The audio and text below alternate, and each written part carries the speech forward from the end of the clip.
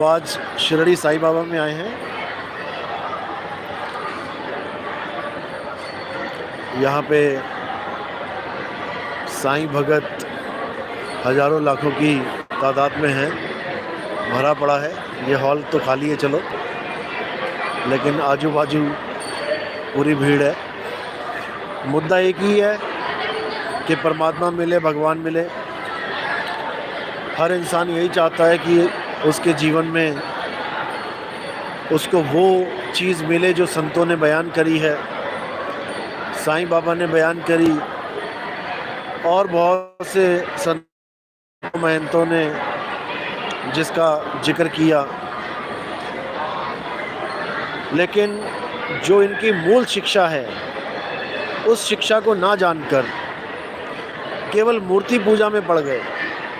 यहीं पे गलती हो गई।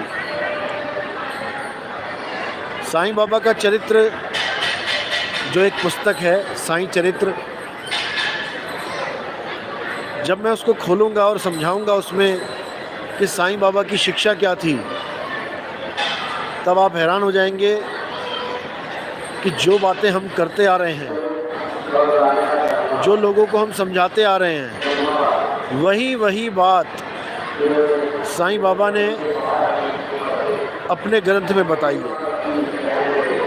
एक भी ऐसी बात अलग नहीं है जो हमारे ज्ञान से अलग हटके हो, लेकिन लोग उसको समझ नहीं पा रहे हैं, लोग उसको जान नहीं पा रहे हैं।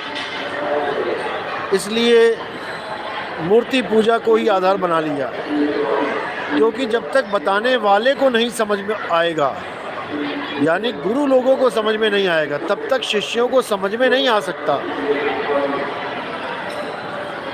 मेरी आवाज़ आ रही है साफ? मेरी आवाज़ साफ आ रही है? कमेंट करो, क्योंकि यहाँ पे शोर बहुत है। अगर मेरी आवाज़ साफ आ रही है तो कमेंट करो। हाँ, आ रही है, ओके। तो आज यहाँ पे मैं आया हूँ, साईं चरित्र जो एक पुस्तक है उसको हिंदी अनुवाद लेने आया हूँ, क्योंकि इसका मराठी का वर्ज़न तो है हमारे पास। एक भगत हैं हमारे, उनके पास मराठी वर्ज़न है, लेकिन जो मैं चाहता हूँ खोलना उसको हिंदी में, उसके लिए एक हिंदी वर्ज़न की पुस्तक ज़रूरी है। और मैं उसके स्क्रीनशॉट भी डालता रहूँगा स्टेटस पे, और आप भी ये देख के हैरान हो जाएंगे कि साईं बाबा ने भी मूर्ति पूजा का घोर विरोध किया था। मूर्ति पूजा का घोर विरोध करने के बावजूद आज साईं बाबा की ही मूर्ति बना के लोग पूज रहे हैं।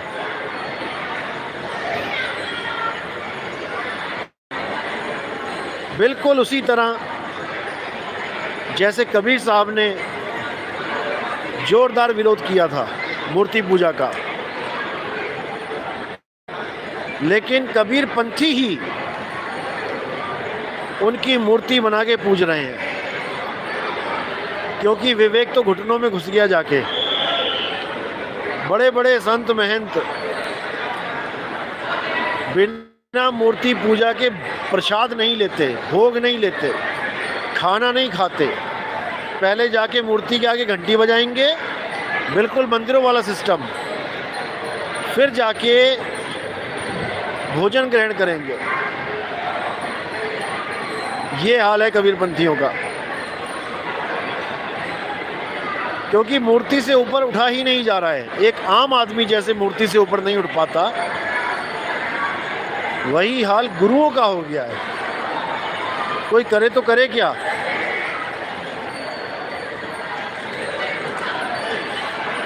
लेकिन जब मालिक की दया होती है, जब परमात्मा की मेहर होती है,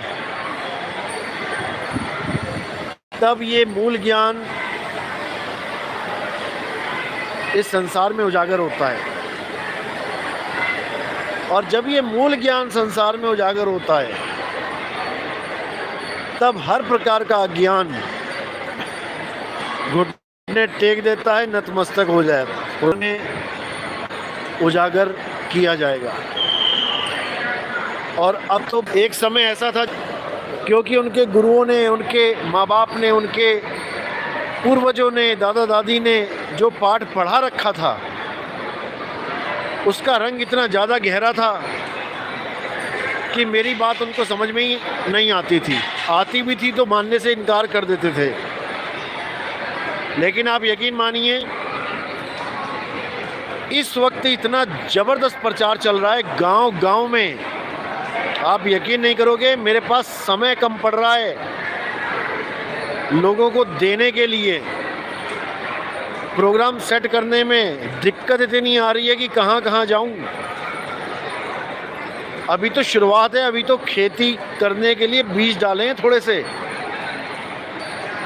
और जब ये फसल पकेगी तो पैर रखने को जगह नहीं मिलेगी। इतनी अच्छी जागृति हो रही है। और सबसे बड़ी बात यह है कि अब उन गुरुओं से चेलों ने सवाल पूछना शुरू कर दिया है। सबसे बड़ी दिक्कत आज तक ये रही है कि चेले ने कभी गुरु से सवाल नहीं पूछा, जो गुरु ने दे दिया चेले ने ले लिया। गुरु ने 2 नाम दिए, चेले ने ले लिए। गुरु ने 3 नाम दिए, चेले ने ले लिए। गुरु ने 4 नाम, 5 नाम, 7 नाम दिए, चेले ने ले लिए। एक बार भी चेले ने ये नहीं पूछा, गुरुजी जब परमात्मा एक है तो आप उसका एक नाम दे दो, आपने 2, 4, 5 क्यों दे दिए? एक बार भी चेले ने नहीं पूछा, और केवल श्रद्धा के कारण चुपचाप जो कुछ भी दिया अपना घर लेके आ गया। लेकिन अब सबको समझ में आ गया है कि 52 अक्षर नाम की भी एक बीमारी है। 52 अक्षर नाम का भी एक वायरस है, जो वायरस अगर हमारे लग गया तो हमारी हालत खराब हो जाएगी। अब 52 अक्षर को समझ के, काल जाल को समझ के हर गुरु का झाड़ा लिया जा रहा है उन्हीं के चेलों के द्वारा। सबसे बढ़िया बात तो ये है, क्योंकि मुझे फ़ोन आते ही रहते हैं और चेले खुद बताते हैं कि हमने गुरुजी से पूछा, गुरुजी हमें कहाँ फंसा दिए 52 अक्षरों में, इन 52 के अलावा तुम्हारे पास कुछ है तो दे दो।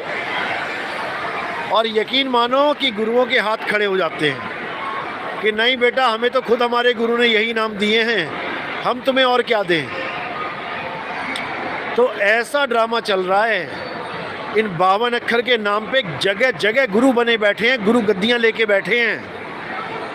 और सबसे बड़ी बात है कि परमात्मा को एक कहते हैं, लेकिन खुद कभी एक नहीं हो पाते। सबसे बड़ी दिक्कत ये है, किसी गुरु